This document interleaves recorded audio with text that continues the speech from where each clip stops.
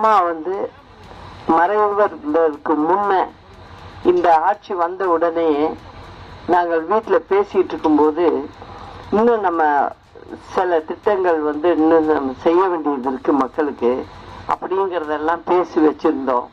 ஆனா அம்மா இருந்திருந்தா அதை நாங்க செஞ்சிருப்போம். ஆனா அம்மா இது மாதிரி நம்மளை விட்டு போயிட்டாங்க.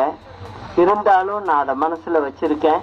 சட்டமன்ற தேர்தல் வந்ததும் நிச்சயமாக நம்முடைய ஆட்சியை நிச்சயம் கொண்டு வருவோம். உங்களுடைய ஆதரவோட நிச்சயமாக இந்த ஆட்சி புரட்சி தலைவருடைய ஆட்சி, அம்மாவுடைய ஆட்சி.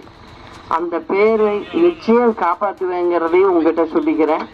அது மட்டும் இல்ல, இந்த கட்சியை ஏழைகளுக்கானதான், அவங்களுக்காக உருவாக்கப்பட்டதுதான், அவங்களுக்காக தான் இந்த ஆட்சியை அப்படிங்கிறத நான் திரும்ப உங்களுக்கு சொல்லிக்கிறேன்.